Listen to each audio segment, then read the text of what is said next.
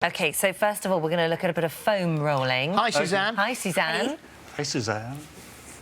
This is a fairly new piece of equipment. You see them in gyms a lot nowadays. Right. It's a self-massage technique. So as Sue rolls back and forth on the roller, it squeezes the blood out of the soft tissues, and then as you go over it, it reabsorbs fresh blood back in. So it's like much what you do when you have a massage. And that must be pretty good for your core and all sorts of different bits and bobs as well. It's true, but this is mainly for massage, and you can do it, on different parts of your body. How often? You can do it, as many times in a day as you wish, yeah. OK. The other one we've got here is, you've probably seen these in the gym as well. It's called a Swiss ball. Yes, I used to bounce up and down on this when I was pregnant. Yeah. Now, what these do is, you're actually exercising on an unstable surface. When you exercise on the floor, your core muscles aren't working at all. Ah. So when you go on an unstable surface like a ball, all the stability muscles have to fire up just to hold you in place. Then you do your exercises. So this actually strengthens the core muscles, which stabilise your spine. So you've got to make sure you've got a bit of space, and I thought if you've never done this before, going out and buying one of those, blowing it up, and then doing what Suzanne's doing now, you could end up at the fireplace. You've got to be careful. In fact, when you first do it, you would only have it partially inflated, so it doesn't roll around so much. Is it quite hard to stay on there?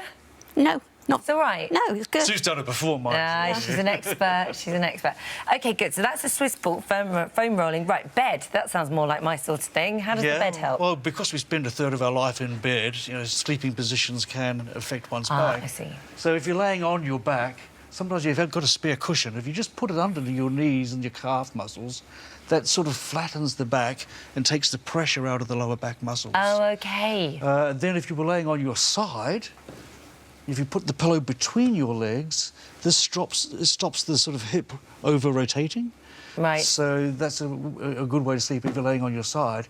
And also, when you get out of bed is a time when you can hurt your back. Yeah. So what they suggest is you come close to the edge of the bed, and as you drop the legs off, you push up with the arms at the same time. Oh, OK. And that halves the load and makes it much easier, doesn't strain the back so So quite simple changes, really, to your life, but could make a big difference. Yeah. You were talking about flexes earlier on, stretching, and so will these ones that you're doing now do all 6 movements of your spine? So basically, the 6 basic movements is forward, flexion, OK, and then you come back up into the neutral position, and then you'd side bend to the left and then to the right, and that stretches the muscles up the side of your back. Yeah. Then you do a rotational movement, which is another major movement of the spine.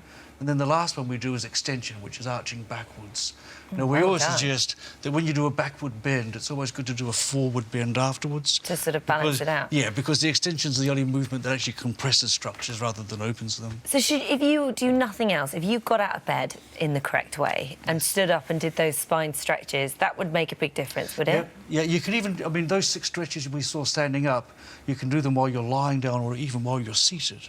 And in fact, they say to do some of those movements while you're still in bed before you've weight bed. They say the joint acts differently once it's bearing weight. Oh, really? Yeah, so they reckon that one of the best places to do exercise is in the bed before you even get up. Is it true you grow in your sleep because your back stretches out? Hasn't worked for me so far.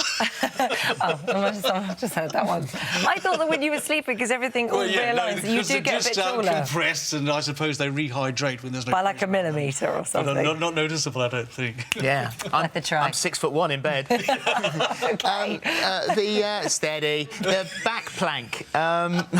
Yes. So that's floor exercises, yeah? Yeah, again, if you just lay on your back, Steve, this is a strengthening exercise. So basically, if you just lift up and you hold it for a short period of time, and then go back down again, and then back up again, if you can get to holding it for about a minute, that's engaging all the core muscles, and it's one of the best back strengthening exercises there is. So just explain how you, because I do Pilates. Yes, every Tuesday. I've got it this afternoon, and I had a bad back, and since I started doing that and learn about your core, I have never had a problem since.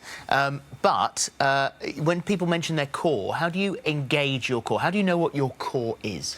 It's the ones that stabilise you, and that's why they suggest you do it on an unstable surface. Basically the muscles that go down the side of your body. OK. There's a couple of other strengthening exercises. The back extension, is that one? Yeah, so if you rolled over onto your stomach, and hands by your side, you just lift your head and then your shoulders off the floor.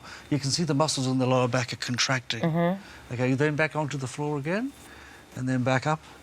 And I reckon if you can do that 20 times, you've got quite good muscle tone in your back. Oh, good. So you come up, hold it for 10 seconds, and then you go back down and rest for 10 seconds. And if you have got a bad back, then I would assume that you approach all of these things carefully. Don't just go rushing into something There's different stages, and when you're in an acute phase, you don't really want to be over-challenging the back.